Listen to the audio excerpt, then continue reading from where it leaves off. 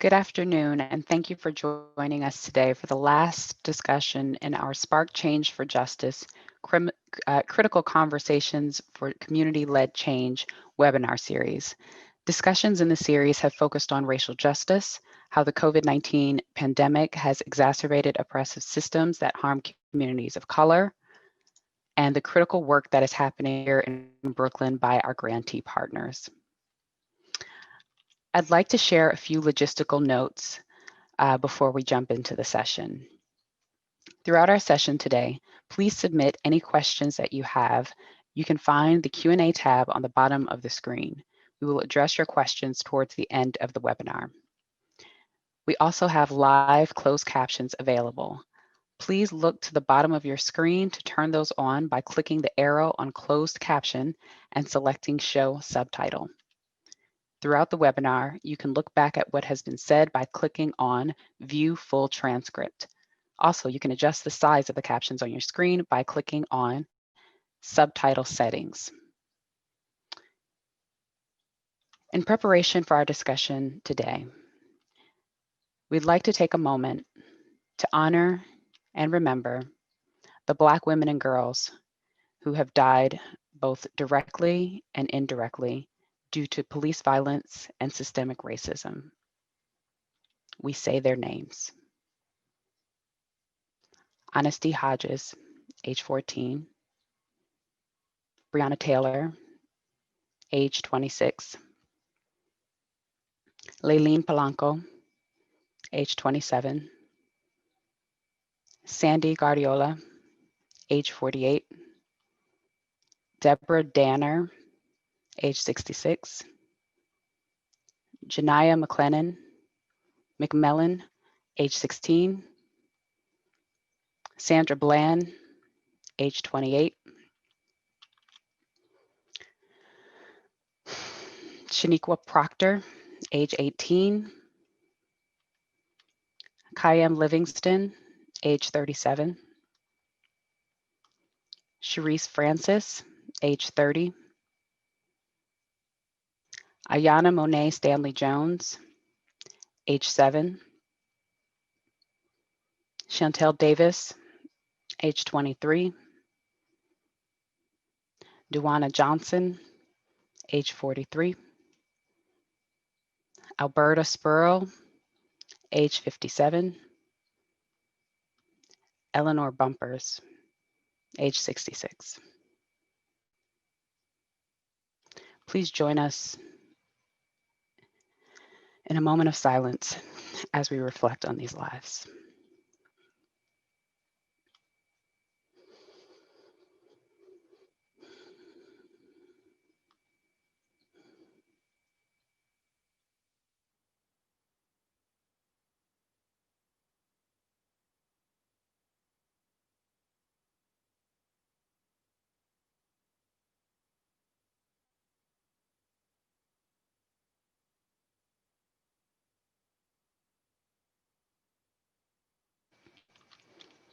Thank you. Of course, these are just a handful of the many Black women and girls who we remember when we say her name. The hashtag Say Her Name campaign was launched by the African American Policy Forum and Center for Intersectionality and Social Policy Studies to bring awareness to the often invisible names and stories of Black women and girls who have been victimized by racist police violence and to provide support to their families.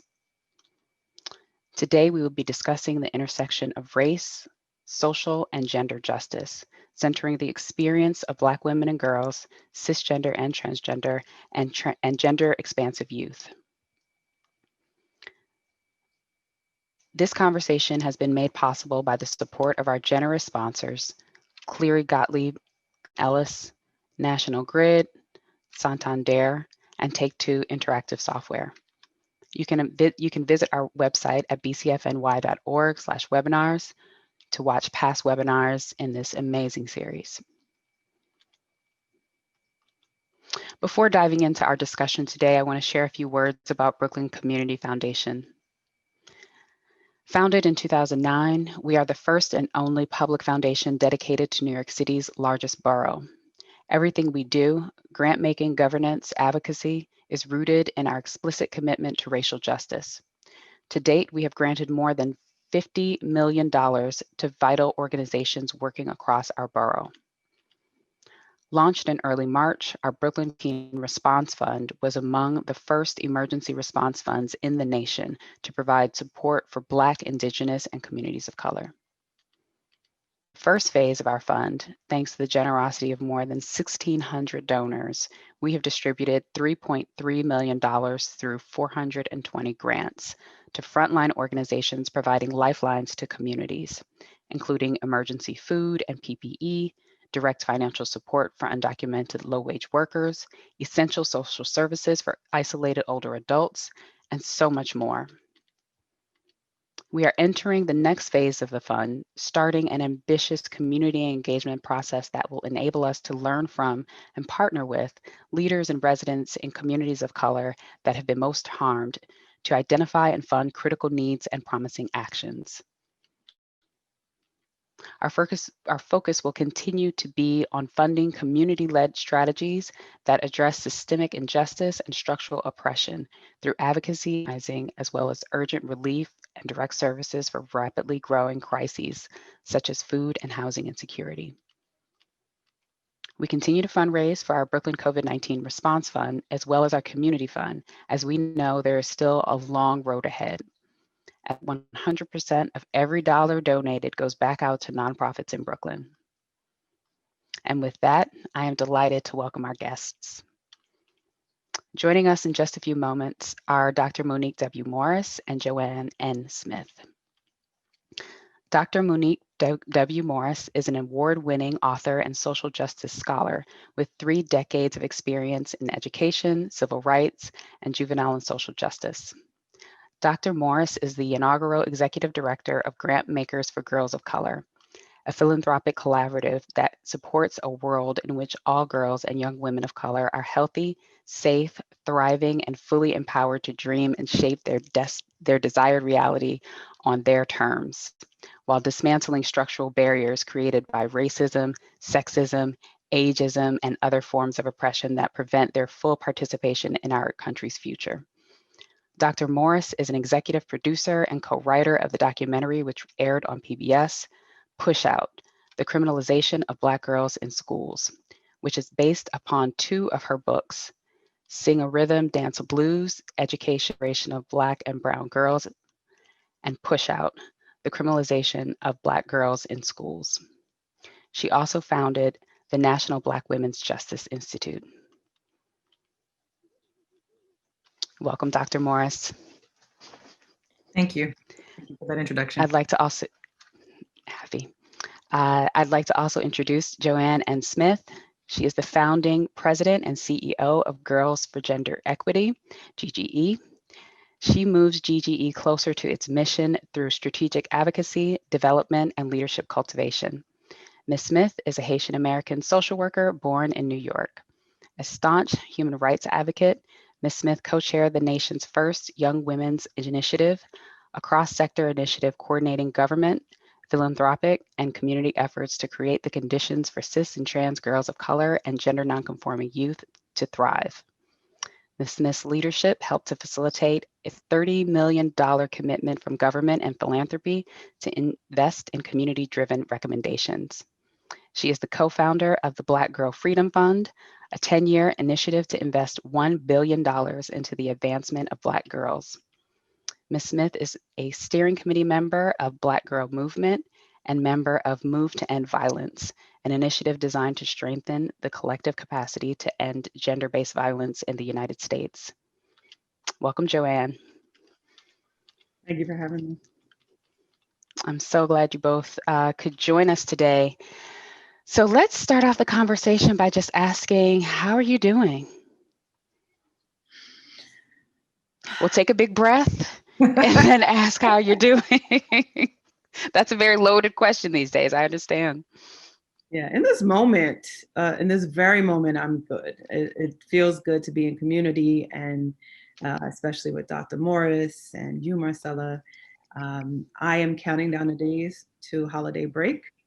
Because it just seems like, especially in this era of COVID, just decisions that typically took 2 years are taking like 10 minutes to make, maybe a week to make, and we are moving at rapid speed. So really trying to pace myself and be balanced and do what I Yeah, can, rest for that night, and start again the next day. So right now I'm good. All right. absolutely. This is a marathon, not a sprint, and we know that, right? This work takes time. Dr. Morris, come into the room. How are you feeling? I'm well, thank you. I'm always busy. So that full force song, still busy. I'm still busy. Yes, I stay busy. constant. Or I should say that full force saying on almost every song. But I think, Joanne is right. We're in a moment where everyone is moving rapidly, and this is a pace that I've kept for some years now. But I am always sitting with gratitude that I can be busy, that I can breathe, that I have community. And so I feel blessed. And, so the work that both of you do is so critical to what we're talking about today, right? We're talking about gender justice, social justice, racial justice, and where those affect. Um, so hearing that you're sitting in gratitude, you're sitting in, the care of yourselves and your community and your work is reassuring, because we need you all to be well, first and foremost. And we deeply appreciate the work that you're doing. Your wellness is crucial to that. Thank you. How are As you? Oh, well, thank you for asking. I'm good. I'm good. It's been a good week so far. My cats are, not tearing stuff up, so we're good. Thank you. I want to jump into our conversation, and before we go full force into the intersections of all of these oppressions and striving for justice in these different areas that we're going to get to, I want to just lay some groundwork for our audience who may not be as familiar with these terms and these concepts. So, Monique, could you kick us off by giving us the framework and defining intersectionality? We hear that word a lot, but we want to be rooted in and clearly kind of squarely rooted in the real definition and how we should be thinking about that term. Yeah, thank you for the opportunity to come together around some common terminology and understanding and some common definitions. Intersectionality, I'm glad we're starting too with this, because this discussion is called Say Her Name, which was given to us from the work of the African American Policy Forum, specifically Kimberly Crenshaw and Andrea Ritchie, who really did a lot of the work to elevate and combat the invisibility of women of color who are disproportionately impacted by police violence, state-sanctioned violence, and the invisibility there. So intersectionality is a term that was coined by Kimberly Crenshaw as part of critical race theory to really provide a framework for an analysis of structural bias. It's helped to, I would say, breathe life and, as I said, frame in various contexts the notion that one's multiple identities inform their relationship with systems and structures in society, that no one is at any point just one identity. And it acknowledges that those identities do not disappear when it's convenient or desired, but rather they intersect or come together to create unique conditions of vulnerability for specific groups of people. It has been a way for, I think, for Kimberly Crenshaw and for those of us who engage intersectional frameworks and use it as a tool, has become a way for us to map the portions and elements of our society, our systems and structures, such that we can clearly understand outside of a legal framework, but certainly including a legal framework, that individuals are coming with their full selves and therefore experiencing the law and institutions and individuals as their full selves. And it's something that I like to say builds on the theory of Sojourner Truth when she invited the question, "Ain't I a woman?" in response to some of the early suffragist efforts that failed to see her womanhood in conversations about race and about who gets to vote. And it builds on the scholarship of Audre Lorde, who invited this notion that there is no hierarchy of oppressions, but rather we have to engage a full analysis of how systems respond to one in their full sets of identities and core identities. So when we talk about intersectionality, it can be seen as a tool or a framework to engage in a structural analysis and to be critical of all the parts that we might be missing were we to prioritize a single identity and or protection of a single identity. That's great. Thank you for that expansive definition and really setting the frame for the conversation we're going to have. Because as we explore these different identities, we are going to center two specific identities or kind of areas of gender and race in our conversation. And with that, I'd like to ask Joanne if she can give us a description and really introduce for some, I think, in the conversation, this phenomenon of misogynoir. Sure. So Professor Moya Bailey, who is actually a queer Black feminist, really searched for a term to describe and bring into play the misogyny that Black women experience, the racialized violence that Black women experience. So taking the term misogyny, hatred of women, strongly disliking women, being prejudiced against, feeling animosity against women, and taking noir, which in French is Black, and coining the term misogynoir to specifically talk about what it is that Black women face. We're able to see misogynoir oftentimes play out intra-community and as well as globally. We are able to see it just recently in the past election with Kamala's name being hacked and the way in which she was talked about, even as a light-skinned and passing Black woman, Black and Indian woman. Misogynoir knows no bounds when it comes to Black women, regardless of their skin color and shade. Thank you for that. So as we think about the experiences with systems and oppression of Black people and women or femmes and gender nonconforming folks, I want us to now lean into the amazing and really necessary campaign that the African American Policy Forum and Center for Intersectionality and Social Policy Studies launched, the hashtag Say Her Name campaign.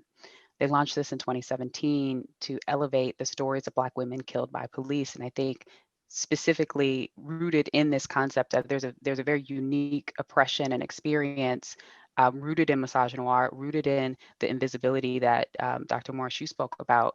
And so with the Say Her Name campaign, it's really shining a light on us, women who are often overlooked, forgotten, abused, and kind of tossed to the side. And we know we can't talk about the Say Her Name campaign in this moment without talking about Breonna Taylor, without talking about Rekia Young in Philadelphia, understanding that violence doesn't always end in death. We know from our reflection that, tragically, it does, but there's so much violence that we experience. And there are countless Black women who've been murdered by police and other forms of state-sanctioned violence. So can you all talk about why the Say Her Name campaign is so important when we look at the broader movement for Black lives and what's currently at stake and what are the opportunities and challenges moving forward as we look at this campaign in this moment we're in?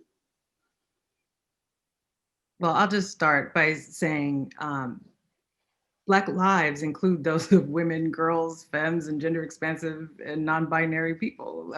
Isn't that amazing? We just can't say Black lives without a full acknowledgement of who is in our community, and framing efforts to uplift the value of Black lives without explicitly acknowledging the relationship between anti-Blackness and misogyny, is incomplete. It lacks rigor.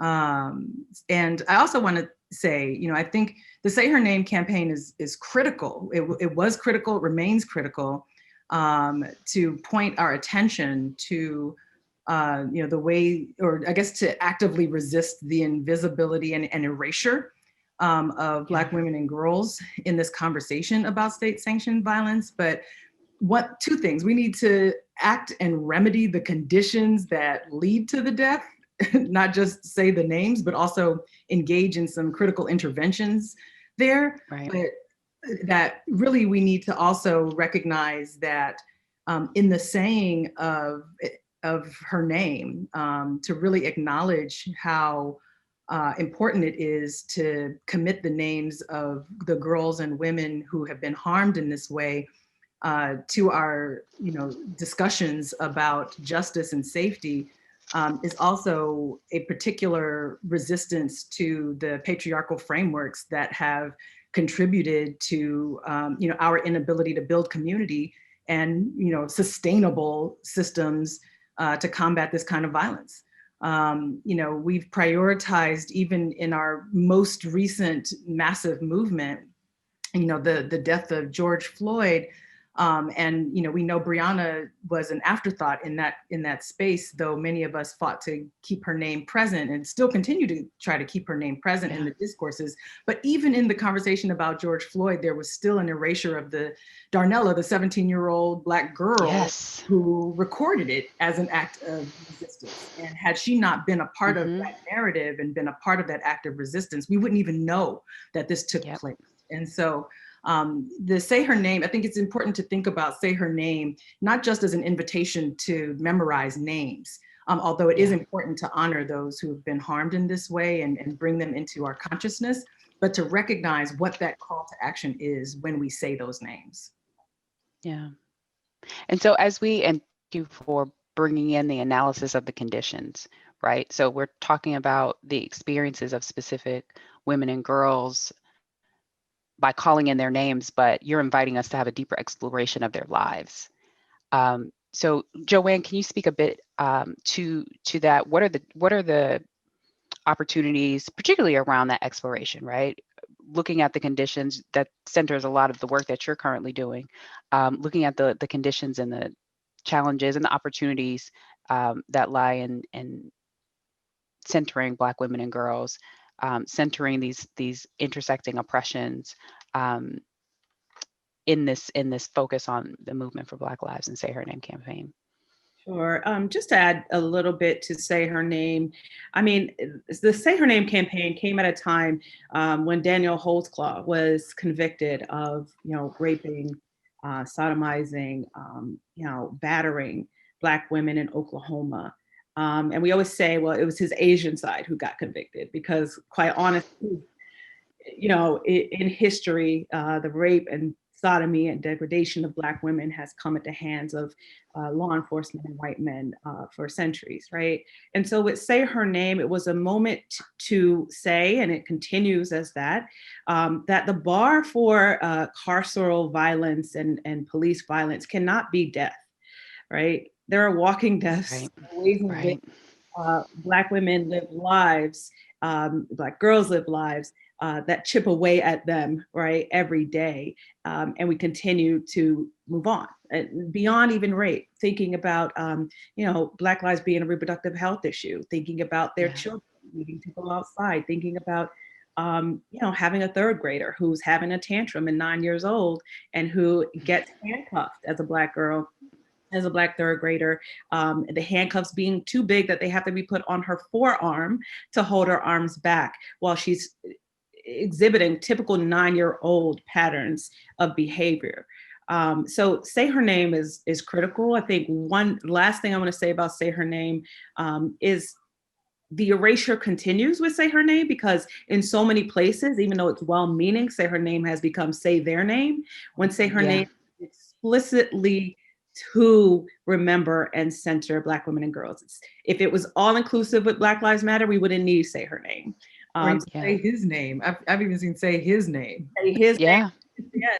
And so, that watering down of the needs that Black women have to be protected from carceral violence and law enforcement as equal, as our brothers and family members, our siblings, needs to continue to be lifted up with Say Her Name. So I just want to add that to it, because we're seeing that nationally. I think there's a museum, the Say Their Name Museum, that focuses on the lives of Black people, and that is not what Say Her Name was meant for.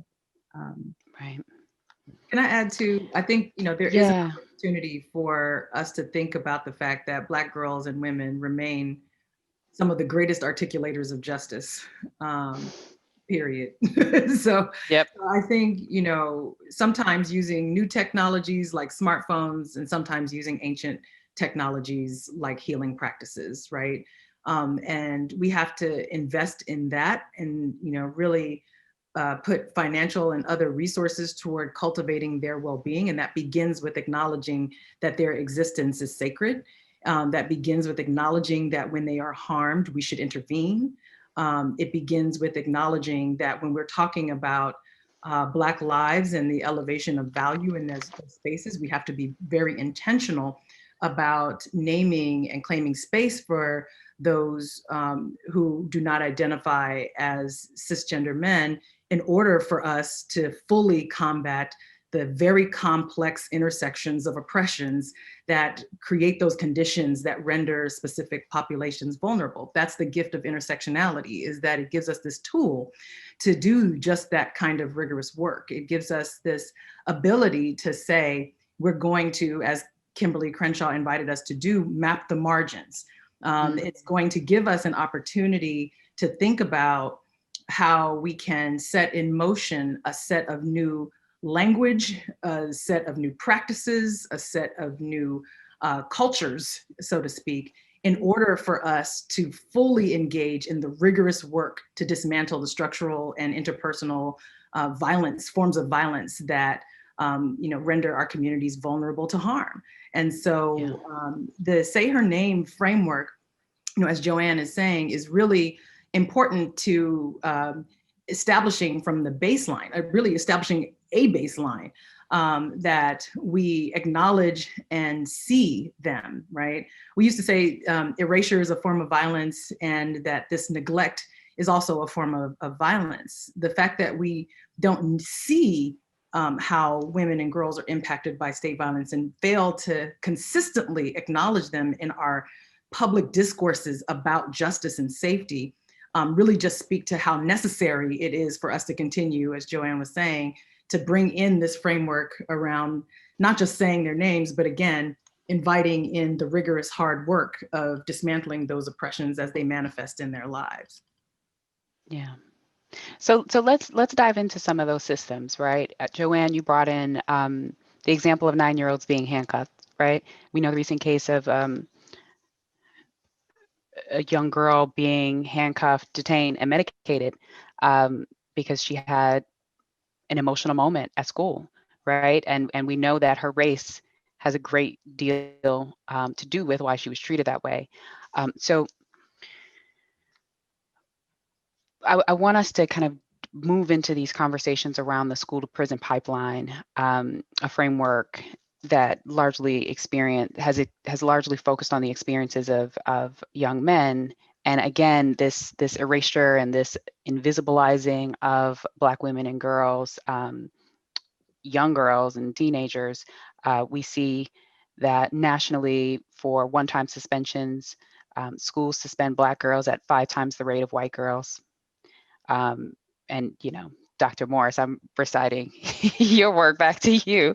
But for multiple out-of-school suspensions, schools suspend Black girls at 7 times the rate of white girls. And we see that schools are 3 times more likely to involve law enforcement with Black girls than with white girls. Can you both share more about, again, talking about these conditions, talking about these systems that are at play, talking about systemic oppression and institutional violence that we see being enacted on our girls, and in the school environment? Can you give a little bit more shape to what we're seeing and what our girls are experiencing? Sure. I'll begin with New York City. We did a recent study called, it's a policy brief, School Policing Disparities for Black Girls, analyzing reported NYPD interventions during school year 2018 and 2019. I'll put that in the chat for folks to take a look at. But in that study, Black girls were 76% of the girls targeted for school-based New York City Police Department mitigations. And despite representing only 25% of the student body, Black girls were the #1 girls who were arrested in school. 1 in 10 girls in TGNC youth of color reported lack of resources in school. I mean, if you think about it, in New York City for the last 20 years, young people going to school from the time they were in low-income communities, especially from the time they were entering first grade, entered schools that were surveilled, entered schools that caused them to be scanned. They had to go through metal detectors, which becomes an internalized and normalized practice. When you know that your bodily autonomy is not yours from the time you're in first grade all the way to the time you graduate, how does that prepare you then for the world? How does that prepare you to then, be able to have agency around your body, be able to know that, consent matters, and then, or to be able to advocate for yourself when it comes to then unjust stops by NYPD. In New York City, we have a real problem with the NYPD, one, being funded at rates that are really criminal, because they're expected to do the work of healthcare practitioners, of social workers, they're expected to do the work of parents, but they also are criminalizing and abusing our young people every day. New York City needs to defund the police and invest in, right, be able to divest in the money that they put into the police budget and invest in the practitioners that are trained to take care of our young people. They're trained to support them with the mental health crisis they have, even pre-COVID, because so much of our conversation in this time of COVID will be about the reaction to COVID, when it's really COVID simply unveiling what has always been there as far as the structural harm and the institutional and political practices of our schools and institutions. And it goes far beyond schools. It's also within the foster care system. It's in hospitals. It's in every single institution that Black girls come up against, where they have to then negotiate their own bodily autonomy and surveillance with maintaining a job, maintaining attendance, not being suspended, maintaining, their own, false sense of autonomy within the space. It's just a lot Black girls are up against a lot of structures that really oppress and impact their growth. Yeah, I'll just add, a couple of things. One is our framing of this also helps us locate Black girls in this conversation, right? In 2012, I wrote a piece for the African American Policy Forum that really was a search for Black girls in the literature about the school to prison pipeline. And at that point, I stopped referring to school to prison pipeline in reference to girls, and instead use a framework of school to confinement pathways, because it was clear to me that we needed to acknowledge the policies, practices, conditions, and the prevailing consciousness of what we think about Black girls that renders them vulnerable to future contact with the juvenile court or criminal legal system.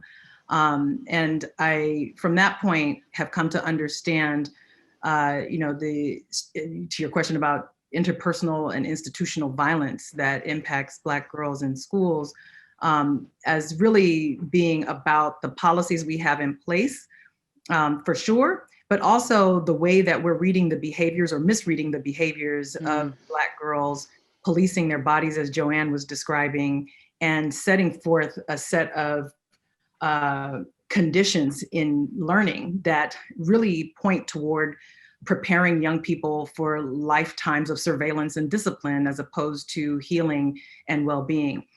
In my TED Talk and in the Push Out documentary film, I say that I want schools to be locations for healing so that they can be locations for learning. And that when we're talking about young people who are in crisis, we should bring them closer rather than push them away, which is, it shouldn't be that radical, isn't really that radical to people who do work with young people to say that. But to so many of our systems that have prioritized violent reactions to young people's normal adolescent behavior, that is unfortunately a departure from the norm. And so The adultification that takes place in schools is also one of the interpersonal forms of violence and dehumanization that we need to acknowledge. The brilliant work of Dr. Jamelia Blake in that regard, and the report that she co-authored with the Georgetown Center on Poverty and Inequality that looked at adultification of Black girls, and the way that Black girls are seen as more adult-like and to need less nurturing, protection, and really critical investment so young. You know, it's something that begins when girls are 5 years old and peaks when they're between the ages of 10 and 14, when they're also having this early onset of puberty and are at higher risk of being commercially sex trafficked. There's just like layer upon layer upon layer of risk. And so without us fully understanding the presence of trauma, building out institutions that provide opportunities for us to intervene in that and actively seek healing, then what we're doing is just facilitating more school to confinement pathways rather than really engaging school as the sort of tool for liberation that we know that it can be. You gave us a lot in that, both of you, of laying out the challenges, laying out the different levels and systems of oppression that our girls are facing, and the vulnerabilities that are created because of these systems. You started to talk about healing and liberation and building new institutions that can be protective and nurturing, and not just protective, but also create a foundation for our young girls and our young women to thrive, right? And so, Dr. Morris, I want to shine a light on your leadership in the launching this year of the Grant Makers for Girls of Color, and the Black Girl Freedom Fund that was launched this year. This is a bold new initiative that calls on philanthropy to invest $1 billion over the next 10 years in Black girls and young women. So let's talk about how philanthropy can be bolder and more courageous in the movement to address anti-Black racism with an intersectional lens to help to bolster that opportunity for healing and liberation that you brought into the conversation. Well, I'll just start by saying that one of the ways that we practice intersectionality is being participatory and fully engaging folks in our community who are experts in not just their own lived experience, but also our collective growth from Black girlhood. And so I'm very proud that Grantmakers for Girls of Color was able to partner with the Southern Black Girls and Women's Consortium, the Ms. Foundation, Girls for Gender Equity, A Long Walk Home, and the National Women's Law Center and the Me Too movement to bring us the Black Girl Freedom Fund. It's definitely a labor of all of our collective love.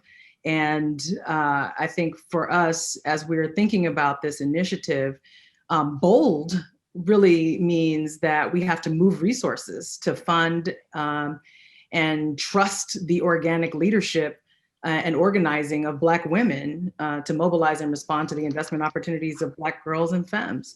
I think to be bold means to set the bar as high as possible and demand that people reach it, not to set the bar low and try to, you know, make ourselves feel good that we did the bare minimum.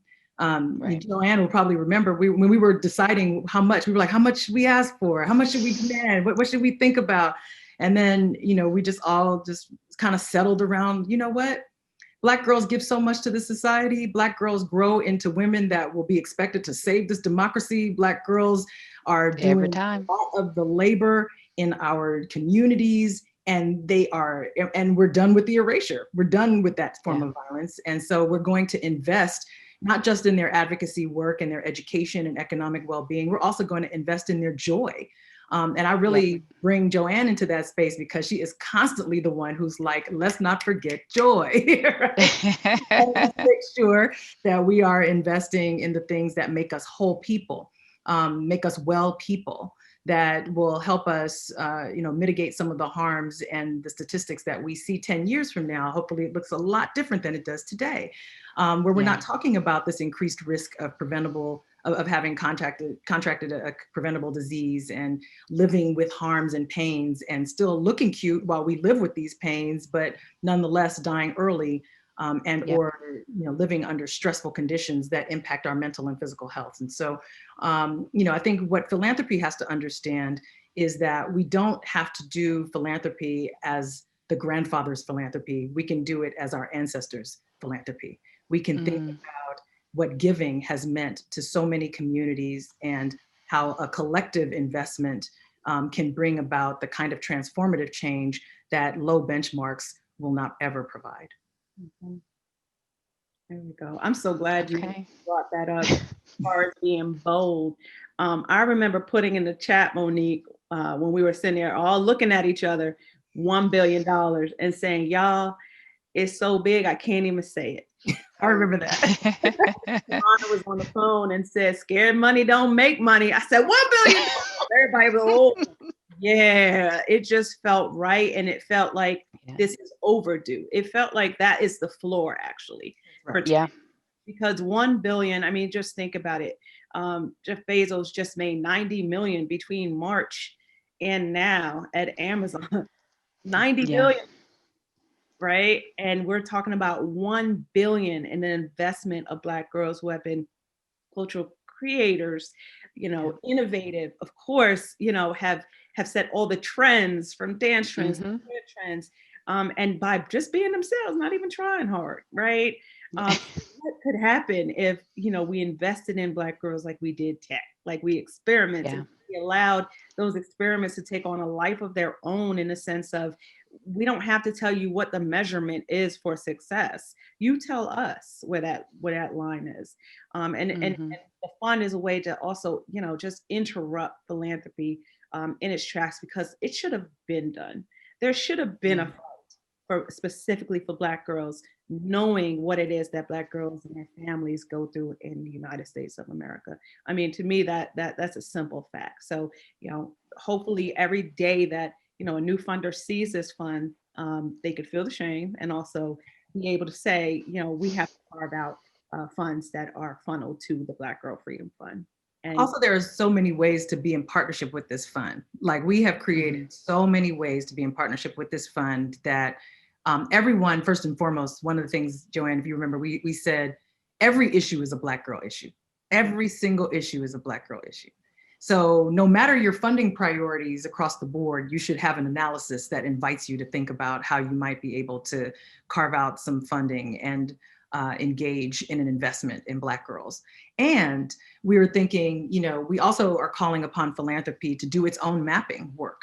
How much money are you giving to Black girls, right? Ask the question.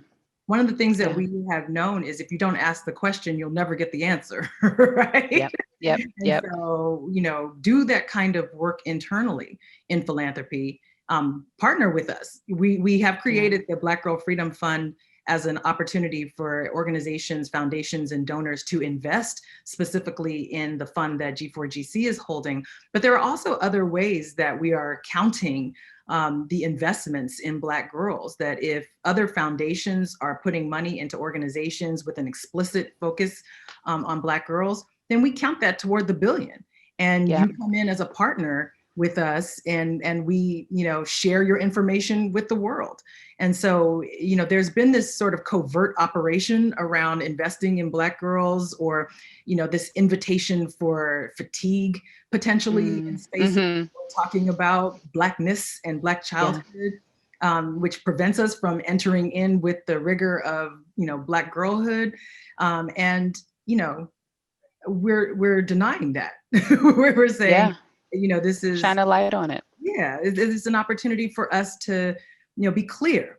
One thing, we all said with 2020 was that, everybody was talking about everybody's gonna have 2020 vision, and what has become clear for us, I think, within philanthropy and with the opportunities in philanthropy, is that there was a woeful underinvestment in Black girls, which we already knew, but we needed to articulate. And that we are in a space now where that does not have to be, where we are seeing money move quickly into communities. We are seeing people try to make significant investments in a form of reparations around historical traumas that, may have been exacerbated by certain conditions and or institutions. And what we're saying is, if you want to also be clear about the potential for there to be a real investment in community, then you cannot leave out Black girls. Black girls are the engine, and you have to make sure that you are investing in their well-being such that they can build out and bring in their communities. And I will say this about our Black Girl Freedom Fund. We were very clear to say that this is an investment in Black girls and their families, because we know as Black women how Black families work. And we know that, you know, Black girls love, and they love hard, and we love our communities. And so an investment in Black girls is an investment in community. And we're very clear that part of building out the capacity for sustainability over the course of these 10 years is to be intentional about Black girls and their families. Yeah, and honoring and understanding that connectedness. We don't stand alone. Exactly. From our perspective, we don't, right? We invest back in. So our marching orders are clear in terms of making sure we hold a high bar as folks working in philanthropy and donors who may be watching. And I love this idea of institutions, philanthropic institutions, holding themselves accountable to do that internal analysis and ask the question and be able to really invest in the way that public statements may imply that they're investing. So really making that full circle accountability. Joanne, I'd like you to, as we kind of close up this part of the conversation, and in a minute I'll look to see what questions may have come in the Q&A box. So those of you who are watching, if you have a question you've been sitting on, please put it in the Q&A box. But Joanne, I'd like you to share a bit more about the vision behind GGE's collaborative initiative, the National Agenda for Black Girls. Now, we've already said that we might be coming back for a fuller conversation at a later date. So this might be a teaser of the vision behind the agenda and what does it take to have Black girls on the political agenda as we go into 2021, and particularly in New York City, knowing this is a huge election year?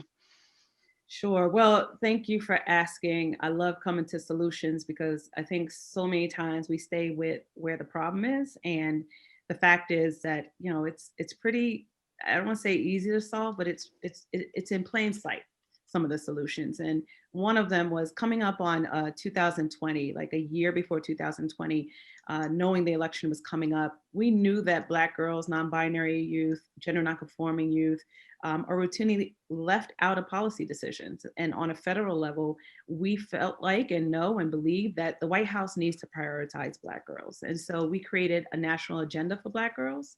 And to be honest, the agenda itself started in 2016 when we, myself and other scholars, other Black women and girls held the Black Girl Movement Conference. It was a 3-day conference at Columbia University that was just a game-changing conference in the sense of bringing scholars, community, you know, girls of all ages together to center their lives, but also for them to teach us, for them to, you know, offer solutions. And in one of the solutions, it was, what is it that Black girls need? And what would a Black girl's Bill of Rights look like?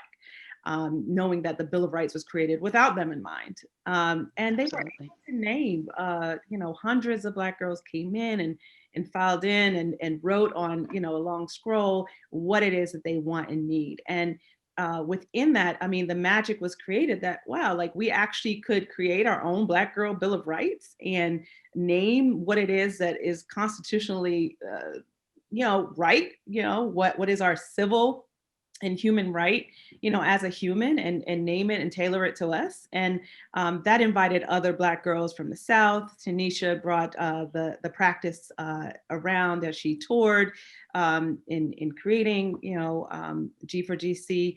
And with that, we knew that then with the policy agenda, we had to focus on 6 areas, the Black girls Bill of Rights being one, because that's such a cultural shift to be able to center it, to name and to, you know, have the narrative that although I wasn't thought of then, I am centering in priority right now, and this is why. Expanding health and education justice and opportunities is another policy area. Healing and well-being and reproductive justice. I mean, we watched this past White House. I'm gonna say past because we're gonna get past. I really think they should be able to, you know, get a leave and get some severance pay and then just close it up before January. That's not how it works. I think there should be a loophole there, but we watched them desecrate policies around Title IX and ways in which, young people, were at minimal kept safe by policy of the law, not practice of the law. And so we know reproductive justice, and especially for trans youth, is especially important. Immigration and racial justice. I mean, we rarely hear about the Haitians that are detained, the Black youth that are detained. And expanding democracy for young people, and understanding that Black girls become these Black women, these 90%, that voted for, Biden and Harris, and that they have political power even beyond the federal government in local elections. Here in New York, there's participatory budgeting that happens where young people are able to vote on that. But then also, city council and school-based work, having them be involved at an earlier time, not just, when that one time a year when their vote counts when they're 18. And then, of course, ending gender-based violence and building a culture of consent. And being sure that, movements, or at least movement strategies like the Me Too movement, aren't whitewashed and are able to hit home and impact those who are most affected by child sexual abuse and sexual violence. Those are the 6 areas that the national agenda really focuses on. We have a policy brief that I can also share, but bigger than that, we have young people who are leading the steering committee. They're the ones who landed on this, as well as organizations who are part of the work. And we have opportunities to bring on up to 100 young people nationally. And so I'll share that invitation and ask you to share that invitation with other young people in your life, ages, let's say 15 to 24. They try to say 16, but I'm one for the cusp. So I think 15-year-olds, they'll get in if they are interested in this kind of national policy work that we are bringing to the White House.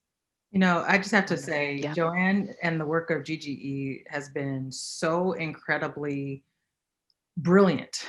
And a lot of people sleep on Joanne at GGE. And so I just want to offer a moment of gratitude and praise for the tremendous participatory work that you have put into crafting an agenda for Black girls that many of us have taken and shared across the country because we believe in it that much, but also because we recognize just how important it is to engage the voices of girls in policies that will impact girls, especially our girls who are living again at the intersection of multiple pandemics and oppressions. And so it is just, I do hope that you have a chance to do a deep dive into this agenda in the future, and a deep dive into the organizing power of GGE. And really the vision of Joanne in creating a space to have conversations, not just about equality, but to really engage in rigorous conversations about equity and justice. And so, so thank you, Joanne. Thank you for your incredible work, Joanne, and the work of Girls for Gender Equity. We're so proud to be partners with you all over the years. So we have one question in the chat, and then I'm going to I think take us to our close, but we have one of our audience members wants to go back to the call that you all are making to philanthropy and others in the private sector. And the question is, what role do you think corporate and private sector have to play in the advancing of equity for Black girls? So I think that the private sector absolutely has a role to play in supporting the work and investments in Black girls. I think the private sector, first and foremost, should examine its own practices to ensure that it's not perpetuating harms in the lives of Black girls and their families and communities. And I also think that it's important for them to make financial investments in programs, efforts, funds, et cetera, that support Black girls and their families. It's not that hard, right? They make money from these communities and are often looking for opportunities to partner.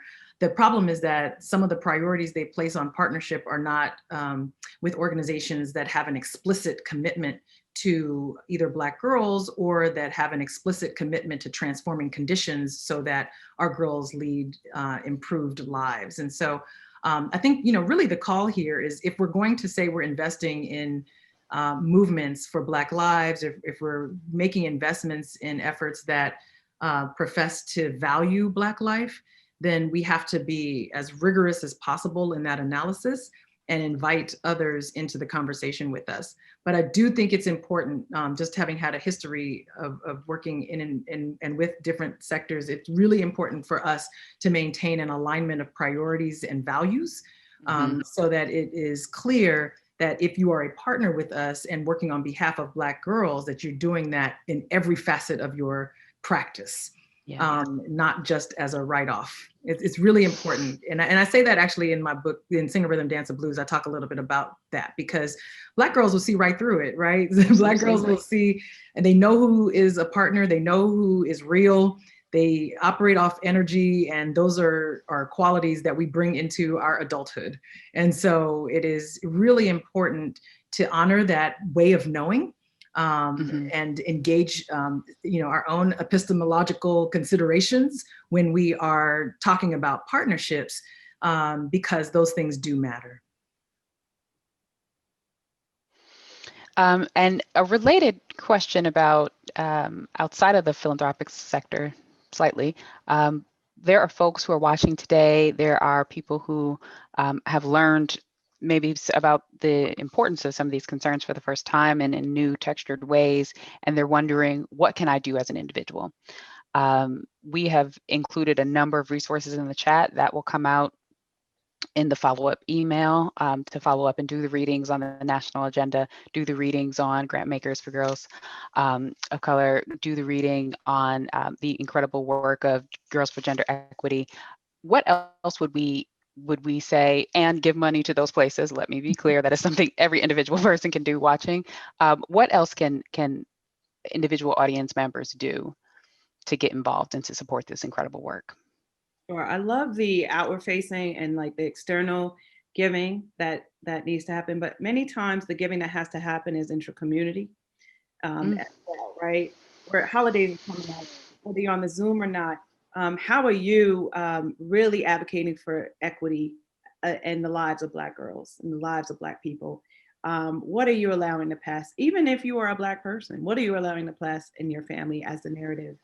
How are you reframing that narrative? How are you contributing to the culture of misogynoir, right? How are you hiring? Who are you hiring?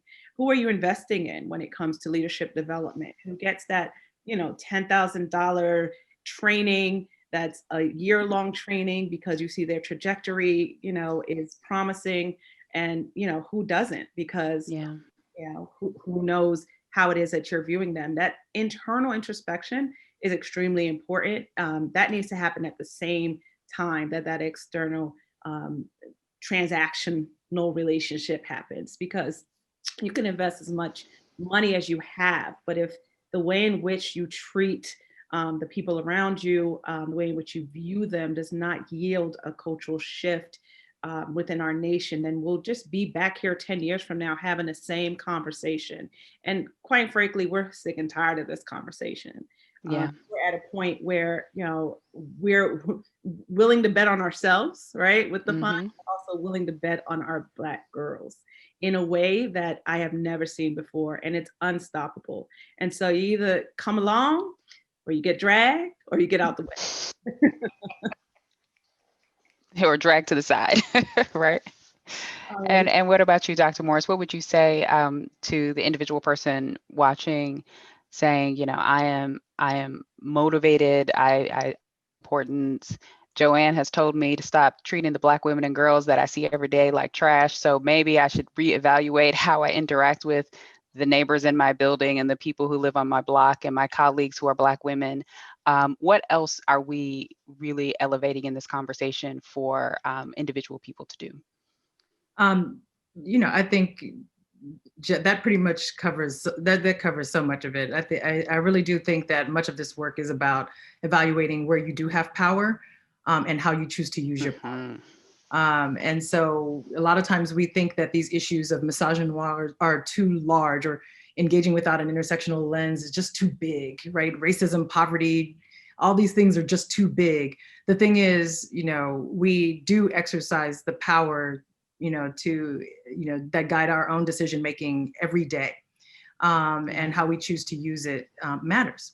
So, I think the power to do the internal work, to engage in a clear examination of our own personal biases is important, but also a commitment to use our power to shift structures as those biases manifest is really critical as well. So everything Joanne said, and for us to think about how we want to use our own power in this space, and to be bold with the execution of using that power toward the implementation of love. And we're going to leave it on that last word of love. That is a perfect place to close, whether you're doing the internal, interpersonal, institutional work, power, love, healing. We want to make sure that all those are part of the conversations in service of our Black girls and women, including the 3 that are here today. So I'd like to extend my most sincere thanks to both of you, Dr. Monique Morris, Joanne N. Smith, not just for joining us today, but for the incredible work that you all do every day. We are grateful for your time. We're grateful for your expertise and all the critical work that you're doing. As I mentioned at the top of the webinar, Brooklyn Community Foundation is now engaged in our next phase of our Brooklyn COVID-19 response work. And we know that we'll be facing more urgent needs in the next few months. So to our audience, we ask that you please consider supporting us by making a donation to our response fund and spreading the word about the incredible work we're doing among your networks, within your families. And lastly, we'd like to thank everyone for joining us in this discussion, which is our final conversation in our Spark Change for Justice webinar series. It's been an amazing fall. If you weren't able to join us for the earlier conversations, you can watch all of the webinars on our website at bcfny.org/webinars. And with that, we are closing out the series. Again, Dr. Morris, Joanne, deep gratitude and thanks. And thank you all for joining us today. Be well.